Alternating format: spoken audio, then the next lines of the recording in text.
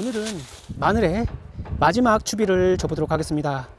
올해는 딱히 아직까지는 병이 오고 있지는 않습니다만, 그래도 오늘 저녁부터 며칠간 비가 온다고 해서 방제는 했지만 그래도 걱정은 됩니다. 잎마름병이 생기면은 잎 끝이, 잎 줄기 중간중간이 이제 검게 변하고 갈색으로 갈변해서 문제가 됩니다. 특히 수확량이 현저히 감소하는 그런 아주 큰 병인데요. 그것만 좀 잘 극복하고, 그 다음에 이때 발생하는 토양 해충만 좀 잘 잡아주시면은 마늘 어렵지 않게 키우실 수 있을 것 같습니다. 우선은 1차, 2차 추비는 유니카슘이라는 것을 주었고요. 거기는 지산태질소와 그리고 칼슘이 들어가 있습니다.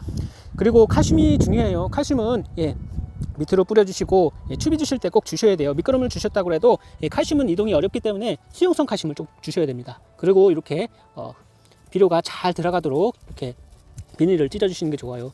그 전에 준 비닐 안에 있던 비료들이 다 녹아서 없어졌습니다. 이제 3차 추비를 주고 그 다음 이제 방제해 주시고, 그 다음에 칼슘제 해 주시고, 그 다음에 인산가리 비료 이런 것만 연면시비 잘 해주시면은 마늘 이제 쫑 나오고 쫑 따주고 이런 것만 해주시면 될 것 같습니다.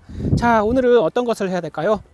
농약 쓰지 않고 마지막 추비는 질소가 빠진 요것을 줘보도록 하겠습니다. 그래도 조금은 질소는 필요할 것 같아서 요걸 주면은 비료도 되고, 그 다음에 해충도 예방하고, 그 다음에 유기질 비료를 주는 효과가 있기 때문에 밑거름으로 보통 주는데, 저는 추비로 위에도 줍니다. 왜냐면은 해충도 예방하고 비료도 되기 때문에요. 그리고 다음 작물을 심으실 때도 좀 생각을 해 주셔야 됩니다. 요걸 하시면은 그 다음 작물에 심으실 때도 벌레 걱정 없고요. 그 다음에 이 마늘에 추비를 줄 건데, 마지막 추비는 질소가 빠진 황산 가리를 줘보도록 하겠습니다. 이 마늘에게는 가장 중요한 게 맛입니다. 향이고요. 맛과 향을 좋게 하고 달고, 그다음에 오랫동안 저장성을 좋게 하시려면은 칼슘을 주셔야 돼요. 칼슘은 저는 연면 시비로 이제부터 할 거니까 추비는 칼슘은 이제 그만 주고요. 연면 시비로 이제 일주일에서 열흘 간격으로 칼슘제를 연면 시비할까 합니다. 이제 봄이 되면은 1차, 2차 추비 주신 분도 계실 거고 한데, 저는 오늘 마지막 3차 추비입니다. 3월 말 되기 전에 마지막 추비를 줄 거고요. 적기에 추비를 줘야지 이 비료가 잘 녹아서 작물들이 좀 부족한 그런 양분을 쫙 뿌리로 끌어당겨서 아주 좀 있으면 저는 이제 마늘이 생길 거예요. 지금은 마늘이 이렇게 많이 굵어졌습니다. 올해는 정말 대박인데요. 아직까지는 대박입니다. 병만 안 걸리면 될 것 같아요. 그래서 오늘 3차 추비를 줄 건데, 그리고 화학 비료 없이 이걸로만 줄 것입니다. 바로 님플러스라고 하는 것입니다. 님플러스는 님박, 님케이크와 그 다음에 카란자박, 카란자 그 열매에서 오일을 짜고 남은 그런 카란자라는 것이 박이 들어가 있습니다.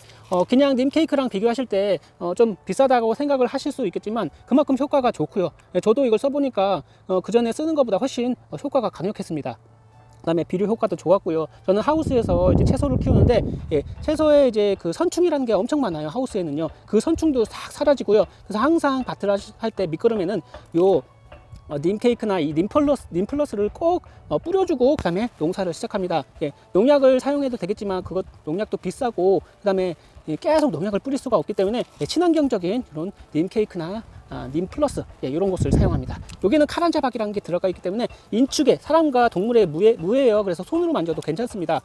대신에 이것도 유박이기 때문에 항상 작물을 심기 전에 한 2주 전에 밑거름을 주시고, 충분히 이제 미생물이 먹고 곰팡이가 피고 이제 분해가 될 동안 기다리셔야 되는데, 그렇다고 윗거름으로 하지 말라는 법은 없습니다. 저는 그냥 여기 작물이 있으면 요 위에다가 살짝만 뿌려줘요. 작물에게 닿지 않게, 문제가 되지 않게만 이렇게 고랑에도 이렇게 뿌려주면 이게 천천히 녹아서 한 2주 정도 후면은 작물이 먹을 수 있게 미생물이 분해를 시켜줍니다. 그리고 요거는 살충 효과도 있겠지만 벌레를 이제 산란을 방해하고 교미를 방해하고 여러 가지 탈피를 방해하는 여러 가지 효과가 있습니다. 그래서 좀 효과는 조금 느리지만 꾸준히 뿌려주시면은 효과가 꽤 괜찮더라고요. 전 고구마, 감자 할 때 꼭 요것을 뿌려주고 그다음에 농사를 시작합니다. 그럼 굼벵이도 없고 각종 해충도 없더라고요. 그래서 유기농으로 키우실 수 있는 방법 중 하나가 이 님케이크가 아닐까 생각됩니다. 그 다음에 마지막으로 가리입니다. 이게 황산가리인데요. 유황이 들어가 있습니다. 유황이 들어간 비료 따로 주실 필요 없고, 이렇게 유황가리 고토라는 것을 주시게 되면은, 고토는 마그네슘입니다.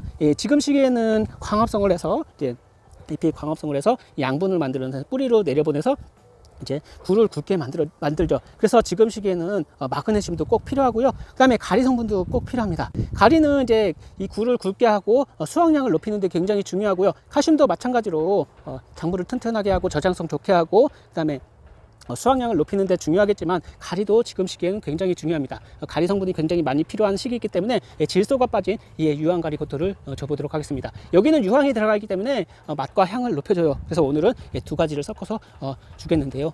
요거는 아무래도 비료 효과도 있고, 그 다음에 좀 지효성 비료입니다.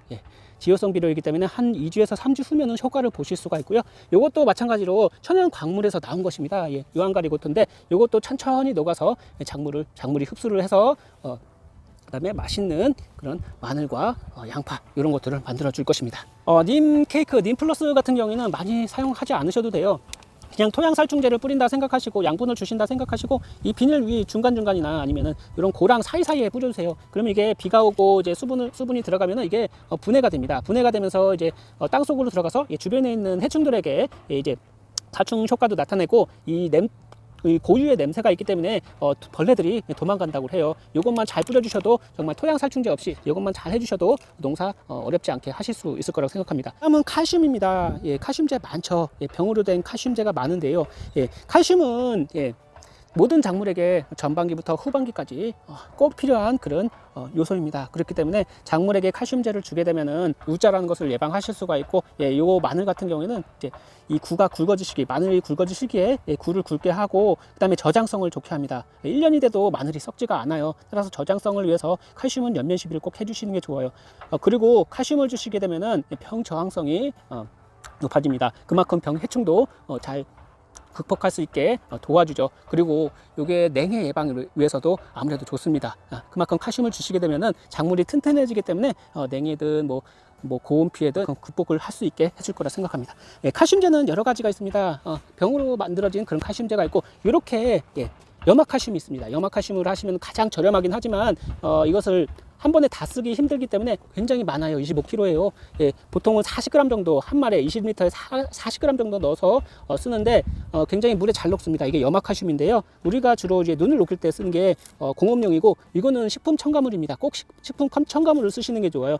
이게 그냥 이게 공기에 노출되어 있으면은 이게 금세 물로 변해버립니다. 따라서 공기가 들어가지 않게 이렇게 해주셔야 되고, 여기에다가는 이제 붕산비를 꼭 혼용을 해주셔야 돼요.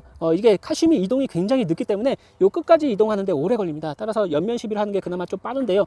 이동을 좀 빨리 하기 위해서는 붕산 비료를 주셔야 돼요. 수용성 붕산 비료입니다. 이것도 별로 비싸지 않아요. 적절한 그 비율은 요 뒤에 나와 있으니까 작물에 따라 요 비율을 생각하시고 주시면 되겠습니다. 칼슘 이동을 돕고 양분 이동을 돕습니다. 그 다음에 난각칼슘입니다. 이런 계란 껍질 집에 많이 나오죠. 이런 거 다 모아두셨다가 요 안에 있는 막을 제거하시고, 그 다음에 이걸 곱게 갈아주세요. 그 다음에 식초에다가 이렇게 곱게 간 것을 넣어주시면 이게 반응을 합니다. 거품이 막 일어나거든요. 그것을 이렇게 한 2주 정도 있으면 그 반응이 끝나는데, 그 위에 있는 물만 걸러서 주시면은 1년이건 2년이건 오랫동안 사용을 하실 수가 있습니다. 사용 배수는 500배에서 1000배 정도 연면 시비를 해주시면 되고요. 유기칼슘이라고 보시면 돼요. 요거는 폐화석 칼슘입니다. 주로 토양 계량제로 쓰이는 폐화석에서 나오는데요. 바로 굴껍질을 이제 고온으로 가공해서 만든 게 폐화석입니다. 그것 이제 10kg에 요 식초 한 18L에서 20L 넣고 반응을 시키면 요것같이 마찬가지로 거품이 일어납니다. 거품이 이제 잦아지면은 그때 위에 뭐만 이렇게 걸러서 주시면 이렇게 숙성이 이렇게 돼요. 검게 변해요. 이거 두 가지 폐화석 칼슘이나 아니면은 이렇게 난각 칼슘, 그리고 개껍질 칼슘 이런 것도 다 가능할 것입니다. 이런 걸로 이제 이런 것과 함께 여기 붕산비료를 함께 혼용해서 한 500배에서 1000배로 연면 시비로 이 앞뒤에 뿌려주시면은 칼슘제 구입하시지 않고도 이렇게 칼슘을 저렴하게 쓰실 수가 있어요. 따라서 이 폐화석 칼슘, 난각 칼슘, 그리고 염화 칼슘 이렇게 가장 저렴하게 쓰실 수 있는 방법이 요 세 가지가 있는데, 가장 좀 쉽게 구하실 수 있는 게 염화 칼슘입니다. 하지만 양이 너무 많아요. 따라서 식품용으로 된 거 조금씩만 구입하셔서 아니면 주변의 농가와 함께 나눠서 쓰시면은 아주 좋을 것 같고, 그다음에 수분이 들어가지 않게 이렇게 넣어주시면 좋습니다. 자, 오늘은 작물에게 이제 추비를 줄 건데요. 이 두 개를 혼용해서 뿌려주도록 하겠습니다. 손으로 일일이 이 안에다가 쑥쑥 밀어줄 것입니다. 임케이크 넣고, 그 다음에 유황가리 고토. 여기에는 유황과 칼륨과 고토가 마그네슘이 들어가 있습니다. 요거를 이제 작물 사이사이에 뿌려주도록 할 건데요. 섞어서 골고루 뿌려주면 될 것 같아요.